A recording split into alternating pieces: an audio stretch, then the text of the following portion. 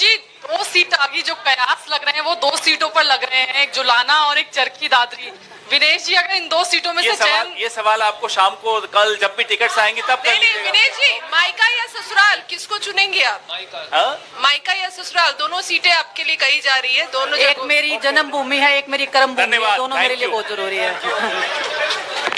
नमस्कार दोस्तों, आज विनेश फोगाट बहुत चर्चा में है और चर्चा इसलिए भी कि राहुल गांधी कुछ दिनों पहले वो विनेश फोगाट से उनकी मुलाकात हुई और मुलाकात के बाद ये कयास लगाए जाने लगे राजनीतिक गलियारों में भी और मीडिया की सुर्खियों में भी ये चर्चा का विषय बना और ये कयास लग रहा था कि शायद विनेश फोगाट कांग्रेस पार्टी ज्वाइन करें और इसलिए इस पे बल मिला ज़्यादा क्योंकि Rahul Gandhi leader of opposition Lok Sabha उनसे मिलने और मिलने के बाद तस्वीर एक साझा शेयर की कर दी गई और राहुल गांधी ने अपने सोशल मीडिया हैंडल पे भी इसका पुष्टि किया तस्वीर साझा करते हुए।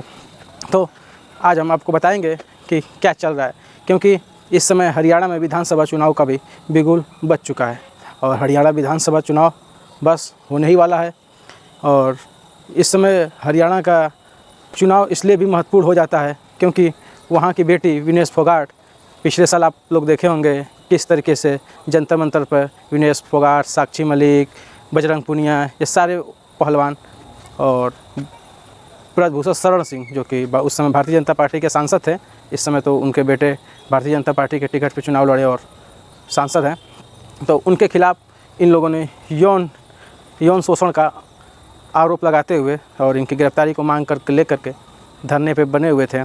काफ़ी देश में ये चर्चा का विषय था, लेकिन भारतीय जनता पार्टी सारे इन प्रयासों को, जो पहलवानों को प्रयास थे, इनको तोड़ने की बहुत कोशिश की और इसलिए भी कि उनका पहले तो जो अपराध दर्ज होता है एफआईआर पहलवानों ने दर्ज कराने की कोशिश किया ब्रजभूषण शरण सिंह पर।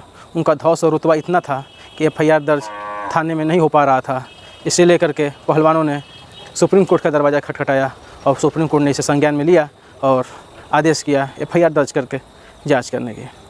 तो एफआईआर तो दर्ज हुआ, फिलहाल ये लोग जंतर मंतर पे बने हुए थे, काफ़ी समझाने बुझाने पे समाप्त हुआ धरना और बीजेपी आईटी सेल के द्वारा बहुत आरोप लगाए गए, इधर से भी आरोप लगाए गए और अभी देखे होंगे आप पिछले महीने ही पेरिस ओलंपिक में विनेश फोगाट ने प्रतिभाग किया लिया था और फाइनल में जाके डिस्क्वालीफाई हो गई। उस समय भी बहुत चर्चा में थी और पूरे देश की निगाहें उन पे टिकी हुई थी।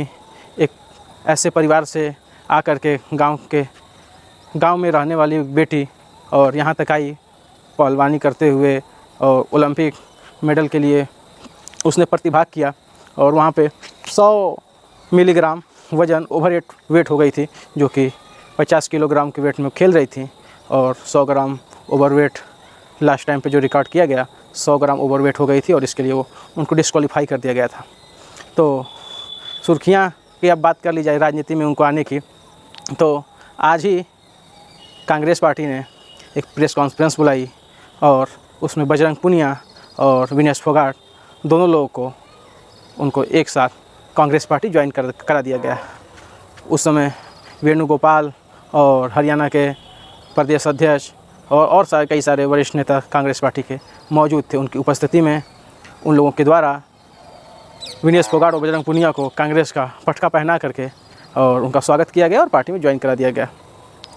और पत्रकारों के सवाल जवाब के क्रम में एक पत्रकार द्वारा विनेश फोगाट से कुछ सवाल किए गए और उस सवाल पे विनेश फोगाट ने ये जवाब दिया कि हम उस पीड़ा से, उस तकलीफ़ से अभी निकल आए हैं, फ़िलहाल में पुरानी बीती हुई बातों को याद न दिलाया जाए, फिर समय मिलेगा इस पे चर्चा कर ली जाएगी, अभी ये मौका वो नहीं है जिस पे हम ये बात कह सकें।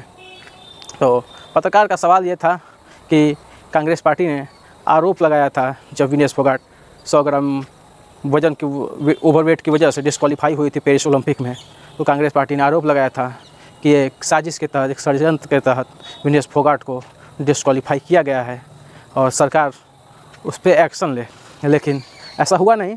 जानते होंगे पेरिस ओलंपिक का दूसरे कंट्री में हो रहा है, वहाँ का पेरिस ओलंपिक का अपना रूल है और रूल जो कहेगा वही स्वाभिमानी होगा। एक क्वेश्चन था कि क्या आपको भी लगता है, विनेश फोगाट से पत्रकार ने पूछा क्या आपको भी लगता है कि ये कांग्रेस पार्टी का आरोप सही है। इसी पे विनेश फोगाट ने कहा कि नहीं, ये वक्त वो नहीं है, उस पीड़ा उस तकलीफ़ को मैं झेली हूँ, वह यह समय नहीं है कि मैं इस पर अपनी प्रतिक्रिया दूँ।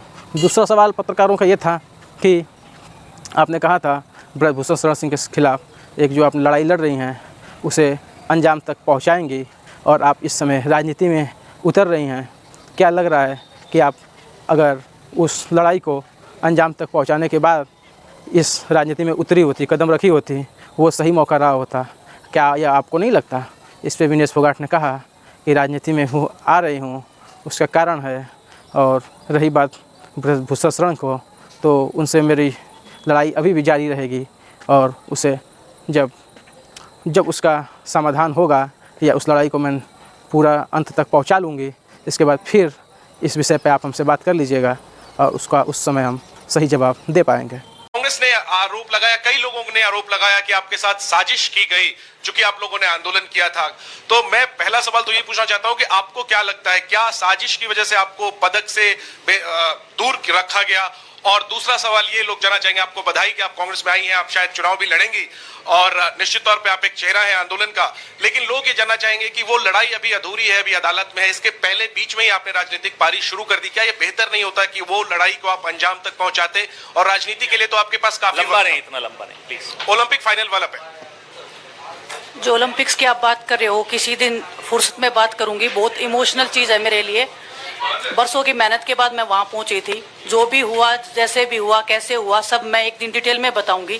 थोड़ा सा आपको सब्र, आपको थोड़ा सा पेशेंस रखना पड़ेगा। उसके लिए इमोशनली बहुत प्रिपेयर होना पड़ेगा मुझे ही, क्योंकि मैं उस फेस में बार बार नहीं जाना चाहती। दूसरा आपका जो सवाल था आंदोलन को बीच में जी नहीं, मैंने आपको जब मैं बोल रही थी मैंने यही बोला था कि लड़ाई अभी ख़त्म नहीं हुई है। कोर्ट में केस चल रहा है। ब्रजभूषण को पूरा बीजेपी पार्टी उनको सपोर्ट कर रहा है। हमारे साथ में अपोजिशन खड़ा है।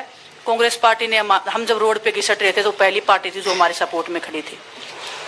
कनिका को लेने उनको जो सपोर्ट दिया हुआ, आज हमारा परिवार हमारे सपोर्ट में खड़ा है, तो हमें एक ताकत मिलेगी, एक हौसला मिलेगा। क्योंकि आपको पता है इतनी बड़ी लड़ाई बिना हौसले के, बिना ताकत के नहीं लड़ी जाती है। वो लड़ाई को हम अंजाम पे पहुंचा के आपसे उस दिन मैं बात करूंगी। बिल्कुल, धन्यवाद। तो आपको हम बता दिए कि विनेश फोगाट इस समय सुर्खियों में क्यों हैं। तो यह जानकारी आपको कैसी लगी कमेंट करके आप बताइएगा। फिलहाल हम इस वीडियो को यही समाप्त करेंगे। धन्यवाद।